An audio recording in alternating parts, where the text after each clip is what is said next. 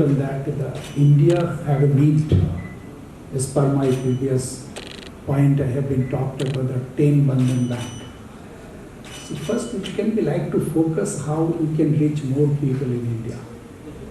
And then, of course, is in simultaneous, we will be like to think about the outside of India.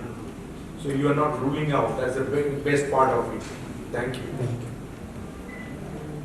Growth plan, I have been already mentioned about it on that. This is in Bandhan itself, if you see that the zine of the growth. Always we are trying to reach more people. This is one kind of growth on that. Second kind of growth now we are going to this the data analytics. That is a digital way to reach to the people. So together, if I say that the physical meet the people growth is coming to X, and again we are add on that tech growth, it will be multiple of more than that. For that reason, I feel that Bandhan is possible to grow on that the 10 times before the 10 years. So that is the way we are like to go on that, the 10 times growth in 10 years. No, I mean, it's fine for the government to focus on GST. Right? But remember, GST can grow in two ways, right? One is you can have higher GST compliance by more people.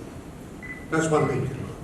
The second way it can grow is that you have more growth of people who are GST compliant and less growth of people who are GST non-compliant, right? My sense is what we have seen and this rapid GST growth in the last 1 year has been the outcome of the second, which is that the MSME sector, which to a large part was non-compliant, has given a lot of market share away to the corporates who were compliant. So it's a shift from the non-compliant to the compliant, right?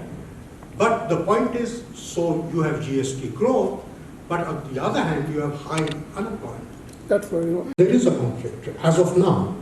But the point that Mr. Ghosh is making, that as more and more companies sign up for GST and are GST compliant, the easier it will be for them to access bank credit, which is in India is the cheapest form of credit. Otherwise, today they're accessing very, very expensive credit. As I said, till 28% is the average. Bank credit, even the highest that Bandhan would charge would probably be no more than 14%, right? So it's in their interest, even lower than that maybe now. But so it's in their advantage. So they're doing a trade-off between paying the GST now and getting access to cheap bank credit. And that's a decision that each company is taking individually. One point is here, that is in GST, though is in maybe that 10 lakhs up to or not. Yeah. But again, new things have been introduced by the Ministry of MSME. There is a need on that all MSME should be like to register as a Uddamadar.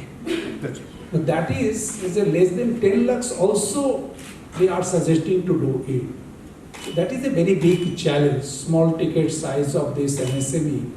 They have not even coming to this to register an Uddamadar, PAN card and other card link. This is a very complex. That should be like to little bit flexible for the small ticket size. Though they are given that up to 10 lakhs, not needed to this the GST. Up to 10 lakhs, they also say that it will take some time to transform them from the present situation to Uddamadar. Otherwise, that is a credit also like to little bit challenge to get by that small ticket size entity. Okay, this is not the first time we've been through it. The point is not so much the CAD at any given point in time. Right? It is what are you going to do about it. 3% is clearly high. Right? Our comfort level of CAD is 2.5%, sub 2.5%. So we are already over that. So this is the time to act. And I think the appropriate question would be what should be done about it? And can anything be done about it? Now, the thing is that if, there are traditional remedies for high CAD, and the traditional remedy is devaluation. Now, if you look at what has been happening to the rupee, there is already so much concern that the rupee has devalued too much. But the fact of the matter is that's not true.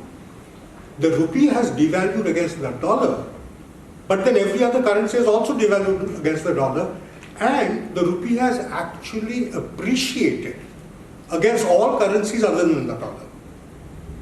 So if you look at our trade, only about 20% is with the US, where we have devalued. In 80% of our trade, we have gone in the opposite direction. Okay? So if you think about the solution to the CAD problem, and devaluation is one of them, we have to devalue the rupee further. About is the arrangement that we are making with several countries, particularly Russia and Iran, to have alternative currency arrangements, which is outside the SWIFT network. So we are using Vostro accounts for that. But that doesn't mean we are coming off the SWIFT. No. But we'll have to have a firewall between the SWIFT transactions and these transactions, because otherwise it would be violative of the SWIFT rules. It will take some time on that. But whatever the transition happening, the speed, last the 2 years in the time of pandemic, is very huge. So that is it showing on that the next couple of years it will be like to pick up high. Another part on that you can be like to mention, and the small ticket size we are very comfort on that UPI and this transaction. Big ticket size we are not yet going to that way the transaction. Till now we are using more than check. So till the people's trust will not increase, how quick people trust increase, then it will be like to go that way. So that is that. So take some time, but very good improvement has come.